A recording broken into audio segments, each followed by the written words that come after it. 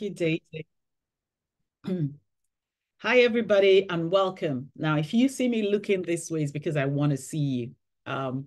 Although when I start sharing my screen, it will come here. So it means I'll be looking this way, but that's okay. So I'll share my screen now and we can get started. Okay. Hopefully you can see that.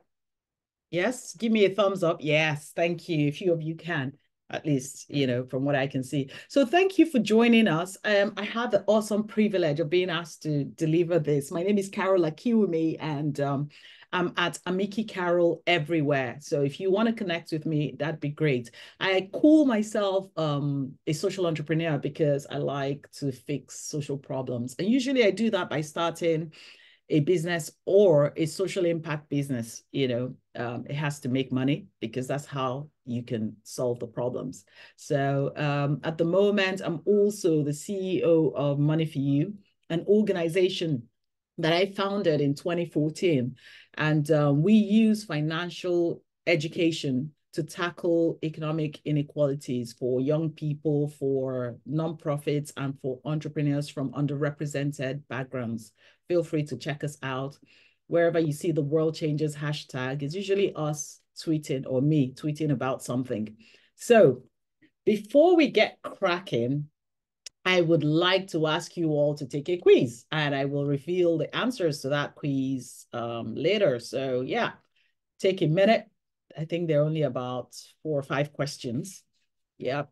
It should be in the chat now. I know that, yeah, so I'm looking this way to find the chat. I know that Daisy offered to help to put it in. So yeah, just click on please and take that, please. What is the role of a trustee in fundraising? And as Daisy says, you will get the slides, all of this. I'll also be producing a blog, which you can find on my website is carolakiwumi.com or at amikicarol.com, whichever.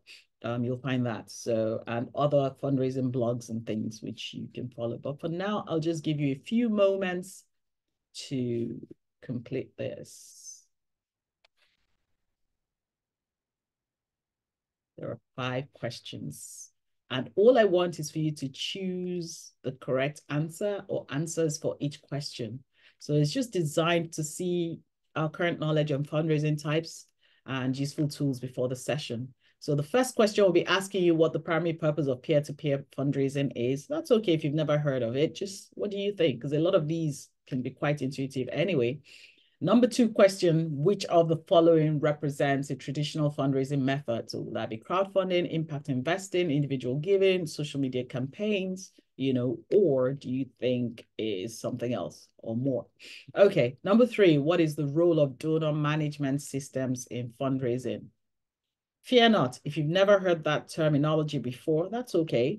I'll explain it at some point. And if I don't, feel free to chuck it in there and say, hey, Carol, we still don't understand this. I will be leaving some time at the end to take questions. So yeah, if you do have any, feel free to ask. Number 4 question is corporate partnerships in fundraising involve A, B, C, or D, and E. What do you think the answer is? Number 5, why is transparency important in fundraising? Is transparency important? Well, you tell me. So hopefully most of you who are on the call have already, done this. Yeah. Okay, so we're going to dive into today's training. And just to do that, I'm going to start because I'm not assuming any knowledge of fundraising or any in-depth knowledge of fundraising. So what I want to do today is kind of start with why fundraising is even important. There are a number of things over the years that, for me, just because of what my organization does, supporting smaller social impact organizations on the path of sustainability, there are a number of things that are really important. Resilience is one of them. And so my experience over the last decade and a half of being in fundraising, really immersed in it, is the fact that fundraising actually serves as a lifeblood of most nonprofit organizations. It plays a pivotal role in ensuring their sustainability and effectiveness in achieving their missions. I mean, that's why we fundraise, okay? So it's really good at this point, I think, to emphasize how important it is, just in case you weren't aware. And I'm sure you are, that's why you're here. But it helps you to actually achieve your mission and to increase your impact. Now, all of these points are things I think that kind of lend themselves to sustainability, the question of sustainability. First of all, there's the issue of financial stability. Okay, you rely on the resources that you get to execute your programs, to cover your operational costs and fulfill your mission. And that's why fundraising provides a consistent influx of funds, which will enable this financial stability. When it comes to mission advancement, I think that one's quite self-explanatory. Fundraising directly supports your mission and your goals, okay? So it enables you to expand your reach. It enables you to address the societal needs that you've been established to provide, and it creates a lasting impact on target communities. If there were ever a reason to actually invest in fundraising, this is it, because I don't believe that you can actually achieve your mission without funds and without raising funds. If you're fortunate to have been set up by, an organization with an endowment or an existing partnership that kind of sustains it over time, then you're really in the minority and you're very fortunate indeed. However, even organizations that are in that fortunate position, I've seen over time, have understood the importance of also making sure that they begin to incorporate fundraising activities, to help them, because over time, the time value of money will be eroded. Okay, so then there's the issue of program development and enhancement. If you have new programs or enhancements to existing ones, often you're going to require additional funding. And so your fundraising will enable you to do this, to innovate, to respond to emerging needs and continuously improve your services. I can bet that no matter what your organization was set up to achieve, you'll find that over time, that will continue to evolve, because humans don't stay the same. Everything that's happening to us is dynamic. When COVID hit, nobody could have anticipated the challenges that it would bring with it.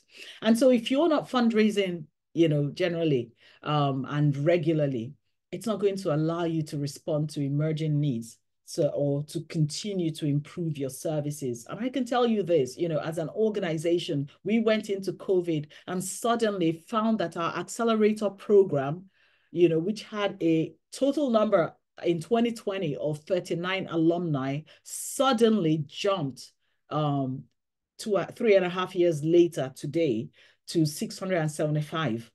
So that increased the number of underrepresented nonprofit groups that we were supporting or had to support, because something had changed. They needed to not just survive, but thrive. And so suddenly people who didn't realize that they needed help suddenly began to reach out. Then we have community engagement. Fundraising activities actually should help you foster connections, and enable collaborations. Whatever you do, this is something, I'll talk a little bit more about, but it's quite important.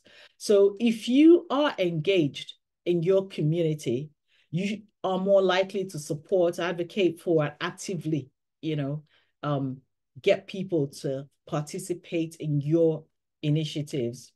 Then we've got capacity building, and you need resources to invest in your infrastructure, your technology, and your staff development, because again, nothing stays the same. As you grow, as you get better, as your programs evolve, you're really going to need to upskill or your existing members of staff or get new ones. And fundraising will help you to do that.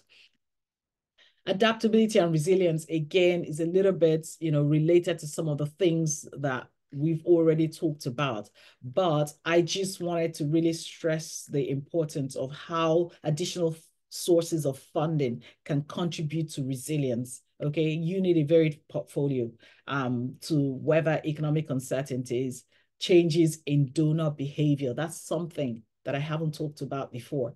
But we've seen with research and over time, donors change. And today, I think we have a completely different profile of donors, people who give. It used to be that before the pandemic, not a lot of people engaged in digital fundraising or digital methods of fundraising, but that has completely shifted now. So you'll find that your donors will change. We also know that previous generations before Gen Z, it used to be that the older you were, the more likely you were to donate to a cause. But now we're seeing a generation that's so mission driven that they're willing to put their money where their mouth is, even if there isn't a lot of money there. They're so engaged. So all of that, if you're fundraising, it enables you to adapt really and to target the right people. And then, of course, there's always the fulfillment of your legal and ethical obligations. This is the one reason, if there's no other, why you should fundraise, because trustees are responsible for making sure that the organization is actually financially resilient and sustainable. Okay, you need that for compliance. You have to make sure that you can meet your obligations. This contributes to your credibility and long-term sustainability, but at the end of the day, it's actually your legal obligation, not to mention the ethical one. Because why join a board? Why be responsible for driving an organization forward if you're not going to do all you can to make sure that it survives and thrives? So not just survives, but thrives, actually. So in essence, this is an overview, and it's just to make sure that we're on the same page about the multifaceted role that fundraising plays in the overall health of an organization. Okay, great stuff. So having said all that, what I'd like to do actually is talk to you guys about different kinds of fundraising. And what I've done now is kind of group them into, like the core traditional types of fundraising, and then some more innovative types of fundraising that we've seen, some of which I've already mentioned. But like I said, if you have questions, don't forget, you can ask, and I will actually be leaving some time later on to answer. Okay, can I just check? There are about 63 of you on this call, and I'm not sure how many of you have completed the quiz questions. Is there anybody who hasn't had the opportunity to do that? Because I do want to reveal the answers to you guys. And yeah, anyone? Is there anybody? I'm looking at you all now. So if you haven't completed your quiz questions, just indicate and we will put them. Yeah, Daisy's put the link out there again, so you can do that. Just let me know with a thumbs up or a digital hand if you haven't. Oh, okay. Sarah hasn't. All right, we'll give you 1 minute because it's quite quick, actually. Very quick. Yep, go ahead. Click on that link and do that. Brilliant. So can I just ask of everyone, while Sarah's completing that and anybody else who hasn't, how many people? Oh, you have. Oh, well done. Thank you. Okay, I see you were responding to say. Okay, in that case, it sounds like everybody has done the quiz. Okay, drum roll. Here are the answers. So number one, the answer was B. What is the primary purpose of peer-to-peer fundraising? The answer was B. How many of you chose B? Just give me a thumbs up if you chose B. Okay, I don't see any thumbs up. Oh, Suzanne, and let's see. And Andrew chose B. Very good, very good. Thank you. Very nice. And also, yep. And Sharon, excellent. Number two, which of the following represents a traditional fundraising method? And the answer was individual giving. How many of you chose that? How many of you selected individual? Good. Sarah, Suzanne, Andy, Charlotte, oh, Meg, Sharon again, Andy, Hannah, Malise, I hope I've said that correctly. Yeah, quite a few of you. Sandra, look, perfect. Number three, what is the role of donor management systems in fundraising? Okay, that was a B, streamlining donor data and communications. Okay, a couple of you, three of you I can see chose that. Four as the answer. Five. Okay, perfect. And number four, corporate partnerships in fundraising involves actively building and nurturing relationships with corporate entities. How many people chose that? Okay. Nice, nice, nice. Yep, a few more. And then number 5, why is transparency important in fundraising? Okay. Why is transparency important? Did you select B, to build trust with donors and stakeholders? Okay, 3, 4, 5, 6, 7, 8, 9. 9 of you. Okay, brilliant. Okay, 10, 11. Okay, all righty. At the end, I will show you the percentage, or actually I'll send it to Getting On Board because, I'm a geek. I like data. I really believe data doesn't lie, and I love to learn. So let's start with traditional types of fundraising. What I've done is chosen 3 for traditional and 3 for innovative. I've selected these 3 because they're kind of all encompassing, but they're also the most popular. And what I want to do is kind of talk through each one. And with each one, I want to explore some of the pros, the cons, how you could get started, and some tools that might be beneficial for you if you aren't already doing that. Yeah, feel free to let me know in the chat if you already do some of these things and if anything's helpful or if you have any questions. So let's start with individual giving. I find this to be a blanket phrase for all sorts of, fundraising that's really concerns individuals. Okay, so you're going to have things like community fundraising. You'll have, asking people for straight up gifts, regular gifts. This is really interesting. But the point of asking individuals is because people give to people. Now, that's one of my core fundraising sayings. And I say that because a lot of people don't really understand that. Sometimes you think that people are giving to corporations. Yes, for the well-established, organizations. But for many, many of the 180,000 plus nonprofits in this country, it is the case that people give to people. If you can understand that, then you can harness the power of, reaching the 3 F's, the friends, family, and well, the F is really, we say fools, but it's anybody, really anybody, because people like the personal connection. And this is exactly what it does. Yes, thank you. I like that. Fans. Great. Okay, so I'll replace, my 3rd F with fans. Okay, although family and friends can be fans, but the point is that anyone is really what it's supposed to represent. Okay, so the pros about individual giving, any kind of fundraising that involves reaching individuals, is that it builds a direct relationship between the donor and the organization. It's fantastic because it allows for a wide range of donation amounts and frequency. You can't go wrong with individual giving. It's one of my best, honestly. The thing about this is that if you get people to actually sign up to give to your organization regularly, do you realize that research shows that the average gift, that's given regularly lasts for a good 7 years? Can you imagine that? We would rather cancel the odd Costa coffee than cancel our direct giving, particularly if the amount is so small and negligible that we kind of forget about it. And that's why, honestly, the more £5 and £10 and £20 donations you have that are rolling, the better. Because most people just say, that's fine, that's affordable. If they're looking at the budget and kind of thinking, like during a cost of living crisis, what am I going to cover? Particularly if they like what you do, they're unlikely to cover that. Now, here's where it gets even more interesting. For faith-based givers, so religious givers, the time that they give for doubles. So 14 years on average. Do you realize that there are people who go on to give for 22 years before canceling or maybe before dying, and then they stop? Faith-based. So if your organization is in the privileged position of being able to get faith-based givers, you really want to also encourage them to give to you because they're not so quick to cancel as others are. They're not as, pragmatic. For them, giving is actually an outworking of what they believe. And so they would rather just keep on donating to you as long as they really like what you do.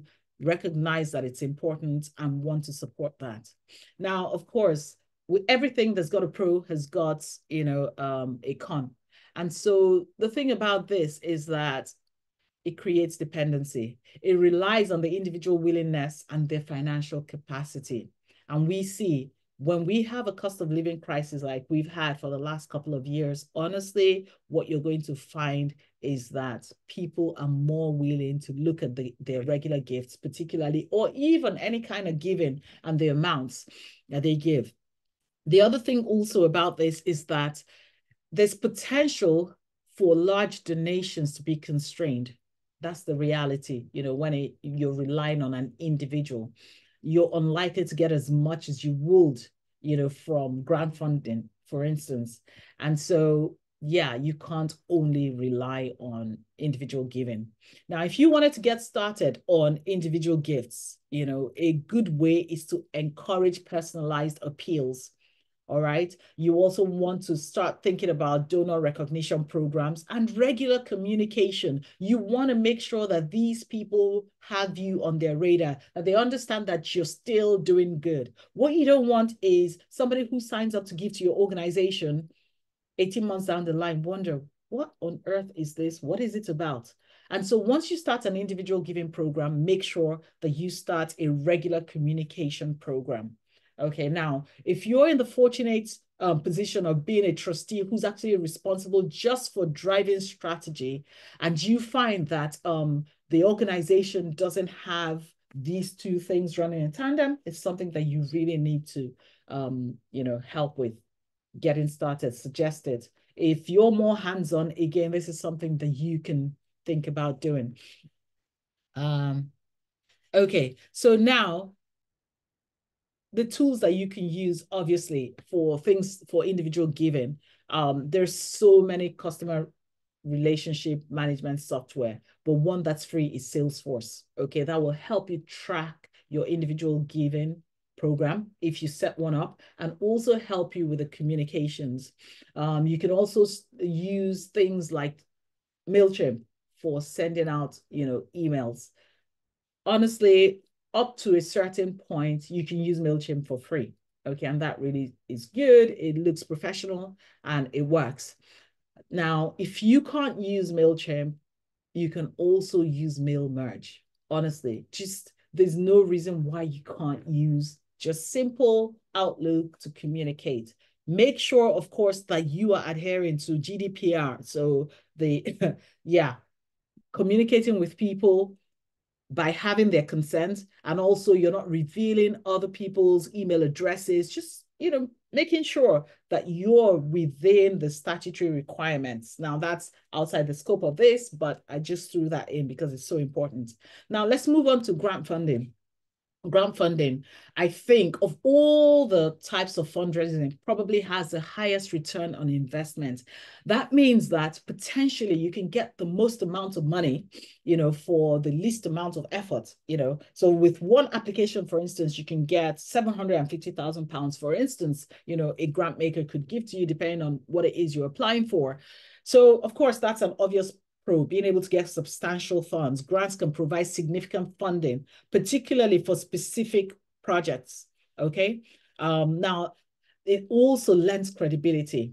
If you get grant funding, it will come with validation and credibility for your organization. Because if one grant maker has given you funding, you're likely to get more funding from other grant makers. That's just the way it rolls.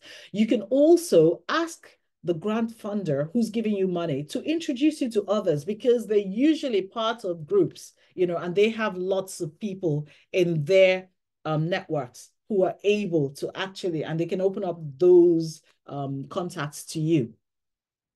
Of course, like everything else, it's got its own cons. And one of those would be how competitive it is. Grant applications face stiff competition, and in many ways, it requires an art to write a good grant application. So don't be afraid to reach out to, consultants who are able to help you if you don't have any specialized knowledge within the team. Listen, you need to invest money. I said that at the beginning, to make money. Have no doubt about it. The people who are raising hundreds of millions are also investing tens of millions in this, okay? So the other thing also is that grants may have specific usage restrictions, but don't let that put you off. I will say though, if you've applied to a funder once, the chances of getting funding from them rises, the more times you apply to them, particularly if you actually fit in with their portfolio. So now, I mean, I serve as grant writer and I also serve on certain grants assessment panels. And I know that repeat applications tend to get at least some kind of recognition. So don't be afraid of trying a few times, even if you haven't been successful, because sometimes on the day we just did not have enough money. Even though we wanted to fund more, we just didn't have money. And so if you come back and we thought, oh, you missed out the last time, we're more likely to give that to you. So your good strategy is identifying potential grant opportunities that are aligned with your organization's mission. That's the thing that you must make sure, actually works. It must align both ways, because think about it as helping the grant maker to actually achieve their objectives and helping you. You're bringing them on board as a partner to fulfill your own mission as well. So it must really align. Now, tools that can help you with the databases like GrantStation, Foundation, the DSC, Directory of Social Change, has some things online, or even Google's your best friend. You can just Google, find me a grant for XYZ. The more specific you are, the better, your prospect research will be. Okay, let's move on to events. Now, events is one that's so common. People love a good event because human beings, by nature. Can I say the names of the databases? Okay, listen, I just said to you, Google's your best friend.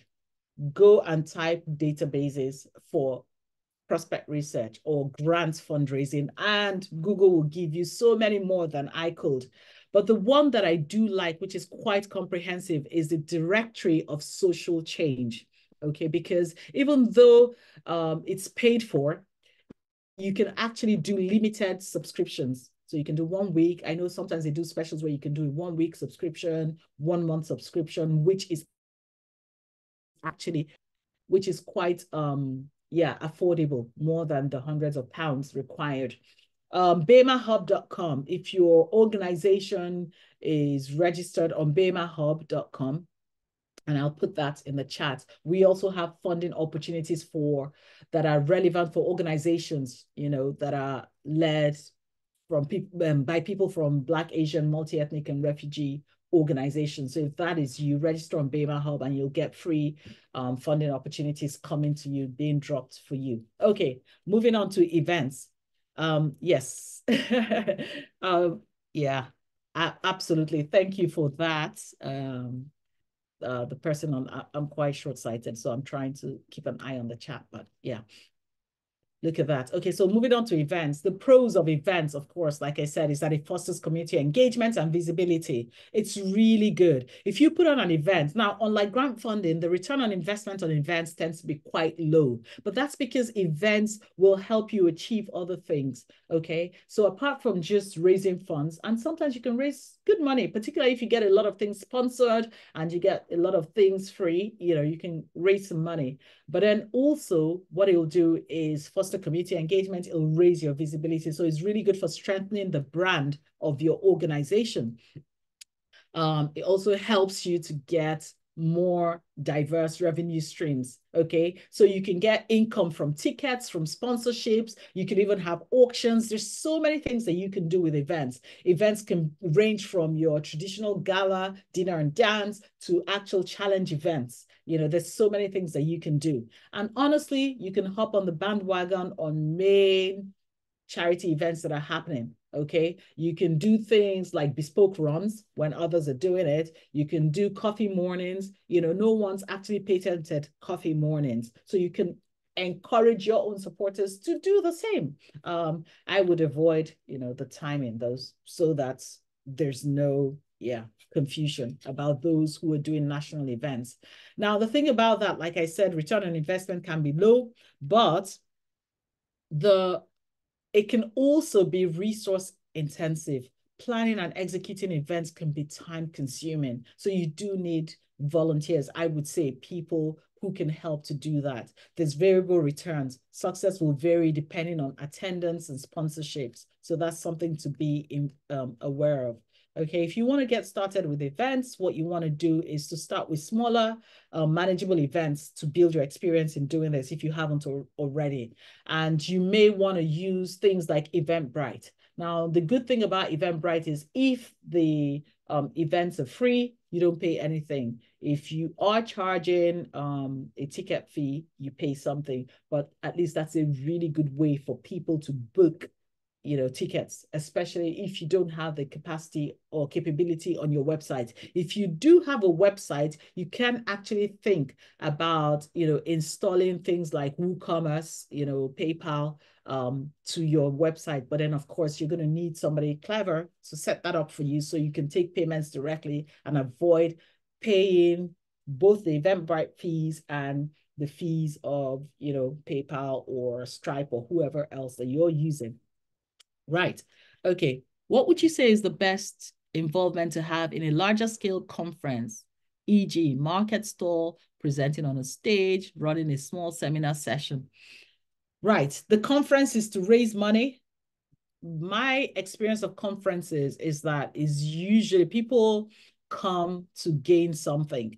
Now, if you're using it to raise money as well, involvement, when you say involvement, are you thinking about the mix? Certainly from the ticket sales for sure. Yep, you want market stalls, you want vendors, you do want sponsors. Honestly, you want people who want to come and meet people at the event. That is always a good way of running, of getting money, contributions at events like that, conferences, because what you're selling is not just what's happening on the day, but the people that they're likely to meet. And if it's an audience that they're interested in, that would be great. Okay. And of course, vendors will be happy to not just pay for coming. You can give a reduced rate for coming, but also take a percentage of whatever the sales are on the day.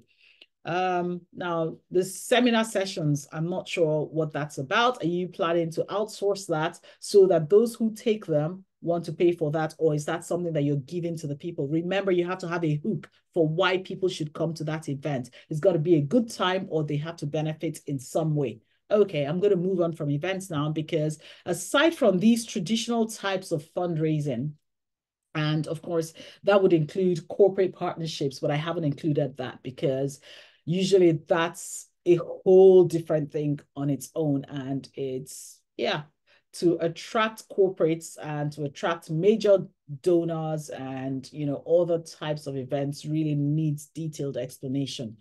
If we have time at the end, I might go into that, but for now, we'll just leave that to the side. If you want to start with anything, these three should be your bread and butter, just for the reasons I've explained.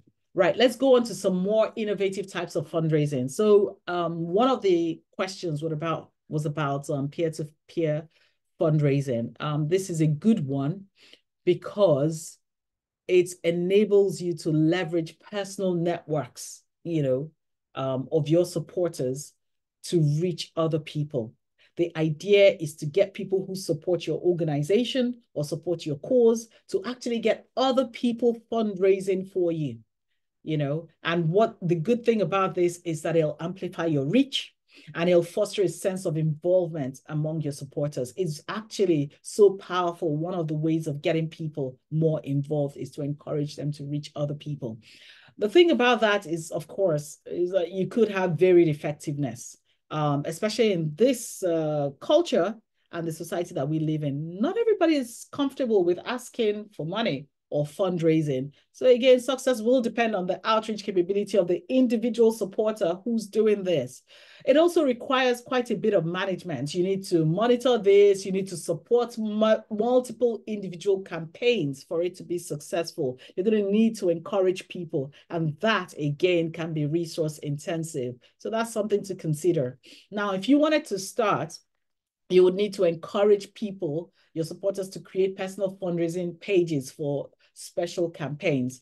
And of course, you can use things like GoFundMe, or you can use Just Giving. There are quite a number of platforms. Remember what I said about Google being your best friend. Google will be able to support, to recommend different platforms that you can use. Now, when you use GoFundMe, make sure they're using GoFundMe charity, okay? So not just the one for individuals. All righty, Brill. Now, let's move on to crowdfunding. This is one that I quite like, and I will talk about merchandise in a minute, but yeah, I'll talk about that in a minute. Let me just finish with these. Thank you. That's a really good question. I see that, I acknowledge it, and I'll get to it. Okay, crowdfunding. The pros of crowdfunding. I mean, crowdfunding, like the name says, is literally getting a crowd, to donate or to give to you. This actually appeals to a broad audience, and it's usually about having smaller individual contributions, okay? It's you running a campaign. Remember, the difference is with peer-to-peer, you're getting other people to run those mini campaigns. With crowdfunding, you're running that campaign. The good thing is not just that it'll appeal to a broad audience, it also has the potential to go viral. Okay, it can gain widespread attention, and you'll be amazed. Sometimes it just needs one person, to tweet about it. Now, if you can get a celebrity or somebody who's well-known or somebody who has a good followership to actually donate and encourage other people, it does well. All right. I really like this one because you can use so many different platforms to do this. You can even use things like Facebook. You can use Instagram now. You can use Just Giving, like I said before.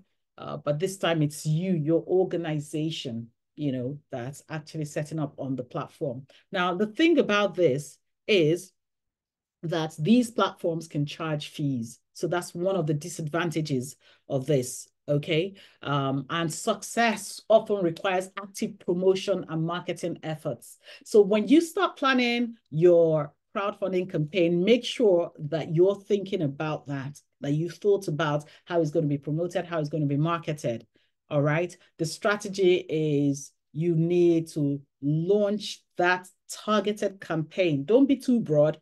Make sure it's for a specific project or something that's urgent, an urgent need. Crowdfunders for those two things actually work better. They're not so great for things that are not specific or that are not urgent. So those two things. You can also use things like Kickstarter, actually, donor box. These are tools that you could use to help you. Now, moving on to social media campaigns. I really like social media campaigns. The good thing about that is it has a global reach. Again, this is just when you're going to use social media and these three, you'll find that there's a lot of overlap, but just they are quite different because you could do a social media campaign that's not necessarily, a crowdfunding campaign. It will expand your reach beyond your traditional boundaries, okay? It's interactive, it's immediate, it will engage with your audience. And all you want for this one is to make sure people are sharing. Make sure people are sharing. Sometimes the problem with this is that there can be an oversaturation. Okay, competition is quite high on social media. All right. Also, most people don't realize, but a lot of social media platforms are run by algorithms, and you need to understand how they work.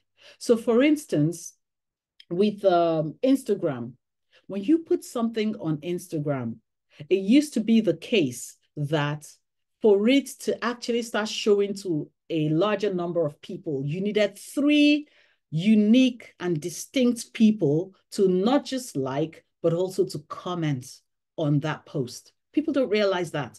And then immediately that happens, you'll find that the algorithms will start promoting it automatically.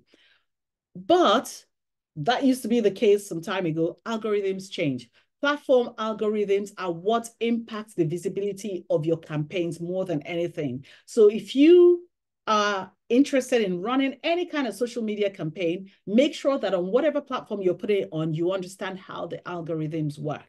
Okay, and of course, the way of doing that is to make sure you're following people who are sharing constantly about this and keeping abreast of it. And if you don't have that kind of capacity or that kind of time, maybe this is not one for you. But if you wanted to get started with this, what you want to do, first of all, is to develop compelling and shareable content. Engage with your audience. People love stories. All right. So start telling stories. And off the back of that, you can actually get engagement. If you get engagement, your social media campaigns are likely to actually work.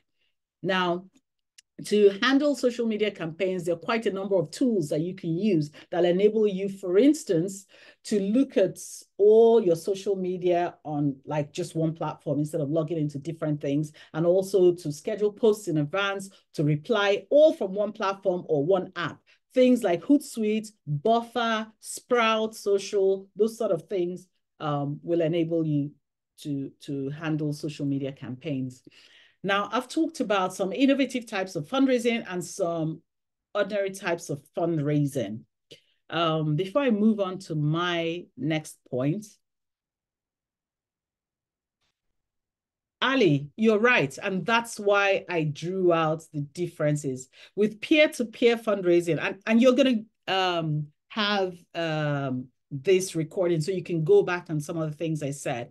Okay, I'm really conscious of time and I want to give people time for questions. But one of the things, peer-to-peer, it's other people who are setting up these fundraising campaigns for you. Just, in summary, with crowdfunding, you're the one who's actually setting this up, usually on a platform. With social media, you're putting it on different social media platforms and running it that way and relying on engagement for that.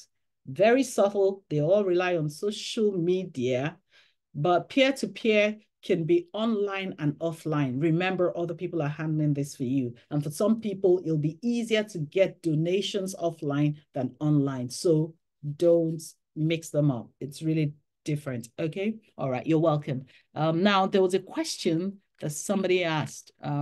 What's my opinion experience of selling a range of merchandise to raise funds? Aha. I really like this. So you will note that this has really been, the scope of this has been about fundraising. As a social entrepreneur, I think that all nonprofits should be social enterprises. Don't just rely on voluntary income. And so I would replace the terminology in my organization from fundraising, I would replace it with income generation. Because I think that one of the key things, and that will move me on to my next point, which is really my recommendations for how this should happen, raising income for your organization. I think, yes, by all means, there are a number of things that you need to think about doing. And the first one is, okay, I'm going to start with the last, which is really the first, which is diversification. Okay. You need to make sure that you're considering not just a mix of the traditional and innovative methods to have a balanced approach, but that you're going beyond voluntary income. And that's where trading and selling merch, or not just merchandise, but also other things, selling courses, selling your expertise, bidding for contracts. There's no reason why you shouldn't do that as a way of raising income for your organization. I'm an economist, that's my background. And so I believe in specialization. I think that you should get so good at what you do that other people will ask you, will pay you to do it for them rather than learning how to do it. And so think in your organization, what is your unique selling point? What is it that you guys are so good at? Could you offer expertise? Could you collaborate with others to enhance what they're doing in order to raise funds that way? Don't only rely on fundraising from voluntary sources. Make sure you're diversifying. Yes, by all means. The more people like you, the more they're likely to buy things from you. And so maybe towards festive periods, you might think about alternative gifts, okay? And use something that's related to what you do, sell that, the merchandise, and get your supporters to buy that, okay? So now my organization, because we're all about financial literacy and entrepreneurship, we sell, merchandise related to those things. All right. So we will have financial planners, budgets, but we've been known to sell water bottles. And honestly, because it's got a fantastic saying on it and it looks really nice and sleek, people are happy to buy it to support the organization. So by all means, yes, do sell things. But before you engage, before you start going into something like that, honestly, I really want you to think about making sure that you are hearing from your supporters. What will they be willing to buy? Don't go off and make something random because the staff like it. You have to reflect the tastes and the preferences of the people that you serve and the people who support you, because if they're going to buy stuff from you, it has to be something that they want to buy. Okay, I want to go through these very quickly and then I will, yes, you have to be careful. Yeah, I'll go through that. Yep. Thank you. I love that you all are jumping in the chat and giving advice there. But let me talk about these three things.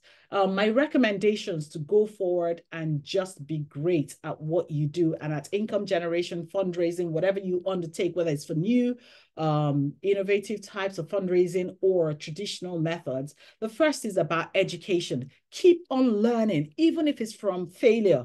Don't be afraid to not get it right. Even if one, fundraising activity fails, you can learn. Make sure you're assessing it and evaluating it to see what you can learn from that, to decide whether it's worth repeating or whether it's worth doing something new. Don't be beholden to the past. Honestly, if something hasn't worked, no matter how well liked it is by whoever, you really need to think about chopping and changing. Okay, I always use something called the Boston Matrix to help us determine what, with our fundraising campaigns, which ones are rising stars, which are cash cows, which ones really we want to just kill, the dead ones, and which ones are which have problems that we just need to fix, and then we can go on. So yeah, keep learning. Make sure you're already attending this workshop. So that's fantastic. You can also consult with fundraising experts, deepen your understanding, and then get people who have good knowledge to help you and work with you. I keep saying you cannot raise money without investing. Okay, think about it. Invest in your fundraising and you will definitely, a good investment will yield good returns. The second thing is collaboration. Work closely with your fundraising team if you have them as trustees. Support them, leverage their expertise. Okay, if you don't have a fundraising team, could you potentially share one with another organization?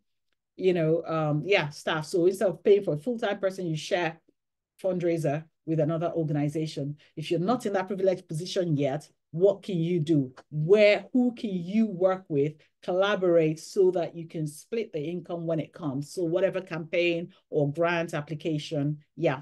Now, the third thing is CBA SSDB. Okay, now that's really naughty of me. I wanted to use CCCs. But yeah, CBA is just be cautious, but ambitious. Okay. And that's really, it's okay to start small, but make sure you dream big. There's absolutely nothing. No one's ever died from ambition. All right. Yeah. But begin with manageable initiatives and gradually expand as you gain experience. Like all good investments, you want to make sure that you're getting expert advice and you're starting small. Okay, now diversification, I said I'll come to it. I've talked a lot about it, but it's crucial for you to make sure you're diversifying your income, because you want to mitigate against risk. Relying heavily on one single source of income exposes your charity to significant risks. So if you diversify, you'll spread the risk across multiple income streams. Over the years, I've seen organizations in dire straits because one single or two funders pulled their funding from them. I mean, a colleague of mine, a friend of mine, was telling me how a particular local authority had gone bust. And as a result, all of the CVSs, the voluntary community, voluntary organizations that they support in that particular part of the country had all their funding completely cut. Not just 50%, but completely. And I mean, all of them who relied on that funding are now so vulnerable that their services have been disrupted. Okay, you don't want that to happen to you. Your trustees, again, you're responsible for the financial stability of your organization. And that's what having multiple income sources provides, stable finances for you. All right, that will help you plan and operate more effectively, even during uncertain times. Make sure you're taking your reserves policy seriously. If you don't have one, put one in place and stick to it. Tighten the belt if you have to. You're a trustee, you're responsible for that. People shouldn't be spending wantonly. Okay, all righty, brilliant. Okay, and of course, that will help you to grow. You cannot grow without diversified income. That will also enhance donor confidence for sure. And of course, accountability is really good. In essence, it's not merely a strategic choice. It's fundamental. It's a fundamental element of sustainability, resilience, and effective functioning for all charities. It will enable you to navigate different types of weather. Okay, all righty. So that's it for me. Before I say stop, I want to look again at the chat. I think I'm going to have to ask you here, Daisy, are there any burning questions that I haven't answered and which are within the scope of this? Because Yeah, absolutely. That's a good question. yeah. I'm just looking, I think that the questions that have been asked are a little bit out of the scope, if I'm honest. So we've had a question around commission, which Ali, hopefully you've commented around that. Sorry, I'm just trying to keep up with it just as much as everyone else. Um, I just wanted to say to Jane's question, who's asked about using a grant application consultant. In March, Carol's actually coming to run a different session around our charity doesn't have a fundraiser. Where do we start? So it may be that we kind of talk about the innovative stuff that you can do around how you might still access some of the funding types that Carol's spoken about today. That moves kind of looks more broadly at that question, Jane. I hope you don't think that we're not answering it, but that session might cover some more bits as well. I think apart from that, that's everything there, unless anyone's got any other burning questions that they want to ask. Okay. All right. Thank you so much. So again, we run low cost courses on fundraising and all kinds of other things for nonprofits. Check that out on the website. Yeah, those are whole day courses if you want in-depth knowledge about anything, honestly, throughout the year. And we tend to repeat these. So keep an eye, join, sign up to the mailing list. If your organization is not BEMA led, like I said, you might pay just £50 rather than the £20 subsidized fee.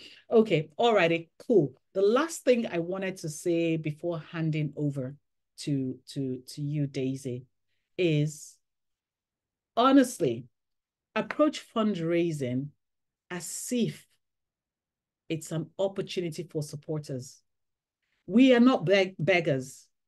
We need to proclaim what we believe in such a way that we offer other people an opportunity to participate with us in our vision and mission. This is one of my favorite sayings on fundraising, and it's by somebody called Henry Newen.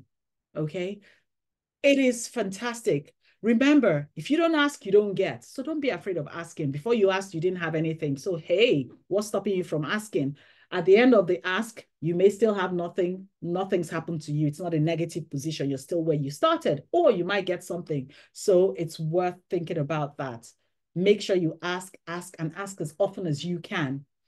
Good fundraising requires good programs, and good programs requires good fundraising. So it's worth making sure that both complement each other. All right. People give to people. These are some of the things that, I said right at the beginning. And it means that you must prioritize building relationships with your supporters, because that will help them to keep on supporting your mission, participating with you in your vision and your mission. It will also help them, to fulfill their own desires and needs. Remember, I mean, a lot of research shows that there's no real altruism. Most people give for a reason, either because they're closely connected to the cause, or out of guilt, or even for social reasons as status, or maybe because it just makes them feel good. Because Yep. Supporting charity is good for your health. Honestly, people's hearts are better, their moods are improved, and of course, they get a sense of fulfillment. So you are helping people. Understand this, believe it. Make sure whoever's fundraising for you really understands this and they don't go about it in an apologetic manner, because we should never be apologetic for changing the world. Okay, understand your organization's unique needs, align your strategies accordingly, and I want to wish you the best of luck on your fundraising journey. Thank you so much for joining. And yeah, thank you. And over to you, Daisy. Oh, brilliant. Thank you so much, Ricardo. That's a lovely message to end on. It prompted me to think about kind of the past sessions that we've run as well. So just wanted to give a bit of a shout out that in the coming weeks on our YouTube channel, which I'll link to in the email that you'll get to follow up this session, there's a number of sessions that touch on lots of the messages that Carol's spoken about. We ran a controversially named things trustees have done to mess up getting money session, which is a bit tongue-in-cheek to kind of draw an audience, but it was that reflection around how you talk about your story and how you bring people on board, and how as trustees you might do that rather than the staff of the organisation. And I think, Carol, that speaks to that kind of don't ask, don't get, but know why you're asking and the kind of the story and what you believe in as well. So thank you so much for this past hour. I just wanted to say that we've got lots of future sessions coming up as well. I will share this information with you via email, so don't worry if you don't grab this link right now. We've got some ones that might be of interest to you coming up. So like I said, Carol is running a session in March called Our Charity Doesn't Have a Fundraiser, Where Do We Start?, which might be relevant to some of you. We've also got some other finance related sessions. I'm not saying that's all you're interested in, but we've got a really interesting session called Finance Intro, which is where when you sign up, you can kind of give a dilemma. So it's a bit of an agony aunt style session. So some experts will be coming together to answer those. And they're all, again, from that trustee strategic perspective of how you might support your organisation in there. If you're looking for a bit more of an introductory type of sessions, we run a regular session called To Infinity and Beyond, which talks about your kind of finance story and how as a trustee you get to grips with being financially literate and how you can ask those questions that you need to ask to make sure that you're being a good trustee. Liz delivers that and she is brilliant. It's a wonderful session, so I'd recommend that. And like I said, our YouTube channel is going to have all of our historic sessions on there. So there's some sessions around reserves policy and how you might do that. So essentially what I'm trying to say to you is you're not alone. There's loads of good stuff that we can support you with. And please keep in touch with us because there's good stuff coming up and good stuff that's happened. So if you're ever thinking, I don't know where to start with this, or I'd like some different perspectives, please keep us in mind. And we've probably said something on the matter in the past year or so. An evaluation form will pop up when you leave the call. We'd really appreciate your thoughts to make sure that what we're doing is useful and relevant to you. And apart from that, it's bang on 1 o'clock. I'm going to go and leave you to have lunch, finish lunch, and enjoy the rest of your afternoon. So once again, thank you very much, Carol. Thank you very much to yourselves for joining, and I hope to see you at an event in the future. Take care. Thank you. Take care, everyone. And Mason, if you're still here, the responsibility of fundraising is whoever is charged with it. However, financial sustainability is the responsibility of trustees. In my organization, business development is written into everybody's role because yes, we might have somebody who's leading on it, but every single person should be concerned with the well-being of the organization. And so we reward people for identifying business development needs and opportunities. Okay. So yeah, it's your responsibility. Yeah. But thank you so much. That's great. Thank you for taking the time to answer my question. I appreciate that. You're welcome. I just saw it. Thanks, everyone. Take care. Have a good afternoon.